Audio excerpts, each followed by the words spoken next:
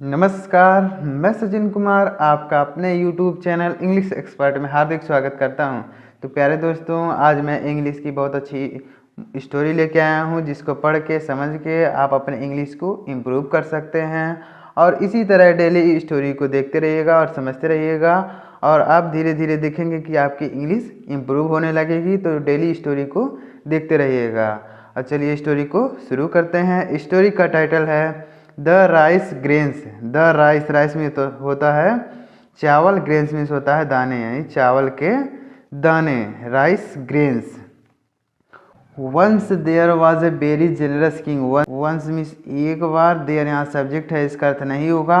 Was means था, a very एक बहुत, जेनरस मीन्स उदार, यानी उदार, किंग मीन्स राजा, एक बहुत उदार राजा था। एक बार एक बहुत उदार राजा था, यानी बहुत दयालु राजा थे। एक बार की बात है, यानी एक बार एक बहुत दयालु राजा थे। One day he was travelling when A bigger stopped him. One day यानी एक दिन, ही वॉज ट्रेवलिंग, ही माने वह, वॉज ट्रेवलिंग, वॉज के साथ अगर कहीं पे आईएनजी फॉर्म आया है तो वहाँ पे पास्ट कंटिन्यूअस टेंस यूज किया गया है। तो यहाँ पे वॉज के साथ ट्रैवल में आईएनजी लगा है, तो यहाँ पे पास्ट कंटिन्यूअस टेंस का यूज किया गया है। ही वॉज ट्रेवलिंग यानी वह यात्रा कर रहे थे, यानी जो राजा थे।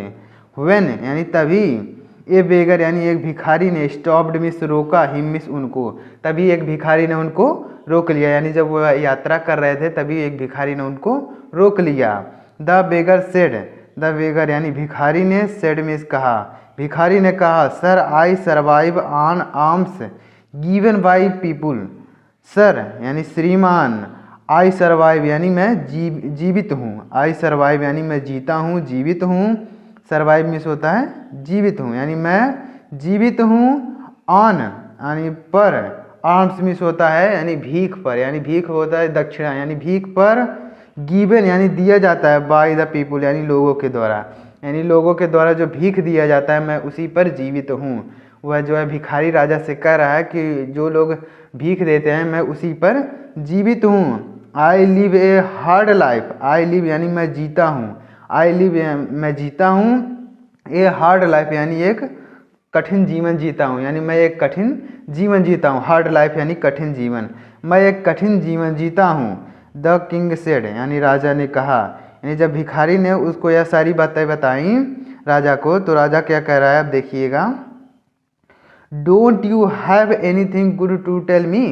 डोंट यू हैव यानी डोंट, यू हैव का प्रयोग किया जाता है। हैव अगर केवल हैव अकेले आया है तो मतलब किसी के पास कोई चीज़ है तो वहाँ पे हैव का यूज करेंगे, लेकिन अगर हैव के साथ वर्ब की थर्ड फॉर्म आई है तो वहाँ पे प्रेजेंट परफेक्ट टेंस से यूज किया गया। लेकिन यहाँ हैव के साथ कोई भी मेन वर्ब नहीं आई है, तो यहाँ पे हैव यानी उसके पास है। तो राजा कह रहा है कि डोंट यू हैव, क्या तुम्हारे पास नहीं है, एनीथिंग यानी कुछ, गुड यानी अच्छी, टू टेल मी यानी मुझे बताने के लिए, यानी क्या तुम्हारे पास कुछ अच्छी चीज़ें नहीं हैं मुझे बताने के लिए। राजा कह रहे हैं कि क्या तुम्हारे पास कुछ अच्छी चीज़ें नहीं हैं मुझे बताने के लिए। तुम बता रहे हो कि मैं भीख मांग के ये जीवन जीता हूँ और बहुत कठिन जीवन जीता हूँ। Why are you telling me your sad tale. Why माने क्यों, आर यू टेलिंग यानी बता रहे हो।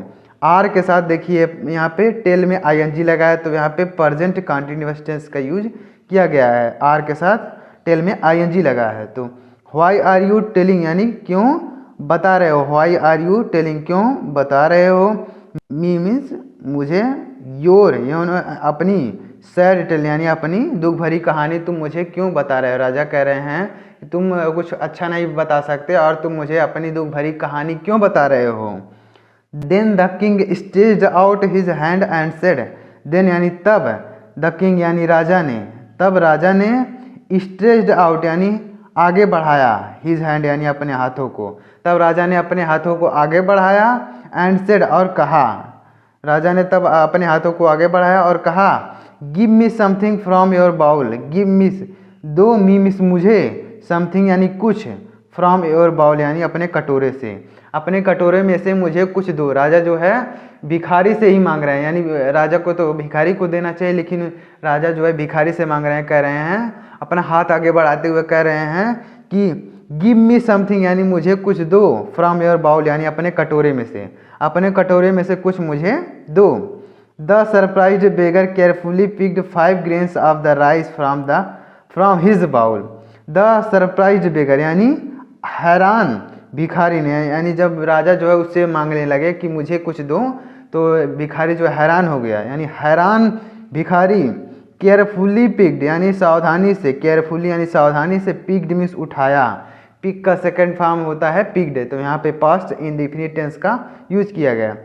यानी भिखारी ने सावधानी से उठाया 5 grains यानी 5 दाने, 5 दाने, 5 grains यानी 5 दाने ऑफ राइस यानी चावल के, फ्रॉम हिज बाउल यानी अपने कटोरे से, फ्रॉम हिज बाउल अपने कटोरे से। यानी भिखारी ने सावधानी से अपने कटोरे से 5 चावल के 5 दाने निकाले यानी उठाए। And give them to the king, and give और दिया, गिव मीन्स दिया, गिव का सेकेंड फॉर्म गिव, यहाँ पे भी पास्ट इंडेफिनिट टेंस का यूज किया गया है। और दिया देम मीन्स उनको, यानी उन चावल के दानों को, टू द किंग यानी राजा को, और उन चावल के 5 दानों को राजा को दे दिया। यानी जब राजा ने कहा कि तुम मुझे कुछ दो अपने कटोरे में से, तब भिखारी ने अपने कटोरे में से चावल के 5 दानों को सावधानी पूर्वक निकाला और राजा को दे दिया। देन यानी तब the king went away, the king यानी राजा, वेंट अवे यानी चले गए, तब फिर राजा चले गए, यानी चावल के 5 दाने लेकर वह चले गए। The beggar was disappointed, the beggar यानी भिखारी, वॉज डिसअपॉइंटेड यानी निराश हो गया। भिखारी जो है निराश हो गया। वह निराश इसलिए हो गया क्योंकि भिखारी जो है भीख मांग रहा था, तो राजा को उसे देना चाहिए, लेकिन राजा ने उससे ही ले लिए, यानी चावल के दाने उससे 5 दाने उससे ही ले लिए, तो वह निराश हो गया। द बेगर वॉज डिसअपॉइंटेड यानी भिखारी निराश हो गया। फॉर यानी क्योंकि द किंग डिड नॉट, राजा ने नहीं, द किंग डिड नॉट यानी राजा ने नहीं। अब देखिएगा आगे, the king did not give यानी नहीं दिया, हिम मीन्स उसे, एनीथिंग यानी कुछ, यानी राजा ने उस भिखारी को कुछ भी नहीं दिया और उससे चावल के 5 दाने लेके चला गया।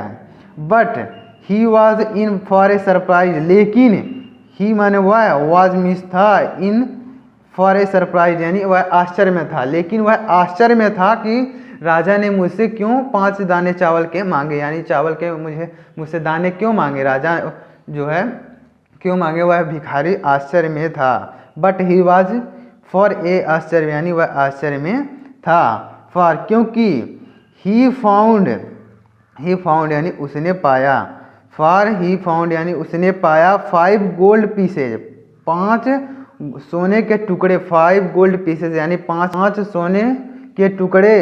Eight his doorstep, at यानी पर, हिज डोर स्टेप यानी अपने दरवाजे पर, यानी अपने दरवाजे के सामने, यानी दरवाजे पर उसने 5 सोने के टुकड़े पाए।